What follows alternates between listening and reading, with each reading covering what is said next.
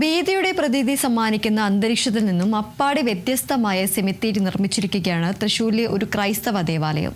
പുതിയ കാലത്തെ സ്ഥലപരിമിതിക്കും പാരിസ്ഥിതിക പ്രശ്നങ്ങൾക്കുമുള്ള പരിഹാരം എന്നോണം ഇരിഞ്ഞാലക്കുട രൂപതയുടെ കീഴിലെ വല്ലക്കുന്ന് സെന്റ് അൽഫോൺസ ദേവാലയത്തിലാണ് ഇരുനില കെട്ടിടത്തിൽ സെൽ മോഡലിൽ കല്ലറകൾ ഒരുക്കിയിരിക്കുന്നത്.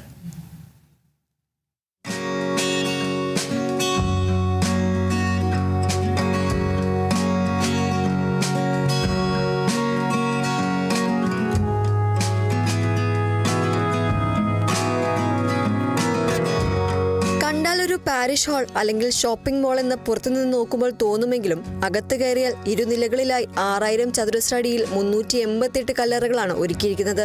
ഒരു പ്രത്യേകതയായിട്ട് പറയുക ഏകദേശം 388ഓളം കല്ലറകൾ നമുക്കിവിടെ കാണാനായിട്ട് സാധിക്കും. അതുപോലെ തന്നെ ഒരു ക്രൈസ്തവ ദർശനം, മരണത്തിനപ്പുറം ഒരു ജീവിതം കൊണ്ടെന്നുള്ള ക്രൈസ്തവ ദർശനത്തെ മുറുകെ പിടിച്ചുകൊണ്ടാണ് ഇങ്ങനത്തെ ഒരു സിമിട്രി ഇവിടെ രൂപീകൃതമായത്. 2008 ഇടവക രൂപീകൃതമാകുന്നത്. ആ സമയത്ത് ഇവിടെ സിമിത്തേരി ഇല്ല. അതിനുശേഷം ഇവരുടെ അധ്വാനം അതുപോലെ തന്നെ പ്രാർത്ഥനയും വഴിയാണ് എല്ലാം അനുവാദത്തോടു കൂടിയൊക്കെയാണ് പേപ്പർ വർക്കുകളൊക്കെ ചെയ്ത് വളരെ കൃത്യതയോട് കൂടിയിട്ടാണ് ഈ സിമിട്രി നമുക്ക് അനുവദിച്ച് കിട്ടിയത്. 3 കോടി രൂപ ഇടവജനങ്ങൾ പിരിവിട്ടെടുത്തുകൊണ്ടാണ് നിർമ്മാണം പൂർത്തിയാക്കിയത്. ചൂടും മഴയും തുടങ്ങി കാലാവസ്ഥ എന്തു തന്നെയായാലും സംസ്കാര ചടങ്ങിൽ എല്ലാവർക്കും ഇരുനിലകളിലുമായി നിന്നുകൊണ്ട് പങ്കുചേരാനാകും. നിലവിൽ കേരളത്തിൽ വിവിധ പള്ളികളിൽ സെമിത്തേരിയിൽ ഏതാനും സെല്ല് കല്ലറകൾ ഒരുക്കിയിട്ടുണ്ടെങ്കിലും ഒരു കെട്ടിടം പണിതുകൊണ്ട് അതിനുള്ളിൽ കല്ലറകൾ ഒരുക്കുന്നത് ആദ്യമായാണ്.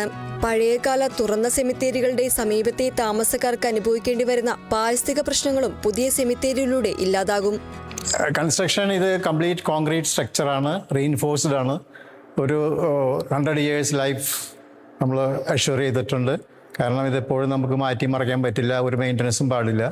അപ്പോൾ ഇതൊരു പക്കാ സ്ട്രക്ചറാണ്. ഒരു തരത്തിലുള്ള പേടി ആവശ്യമില്ല.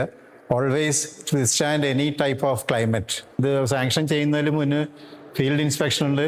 അപ്പോൾ ഇതിൻ്റെ എല്ലാ ഏരിയയിൽ നിന്നും ഇതിൻ്റെ ഡിസ്റ്റൻസ് ഇവിടെ അടുത്ത് വീടുകളുണ്ട്. അപ്പോൾ വീടുകളുടെ മുന്നിൽ ഇത്ര ഡിസ്റ്റൻസ് വേണമെന്നുണ്ട്.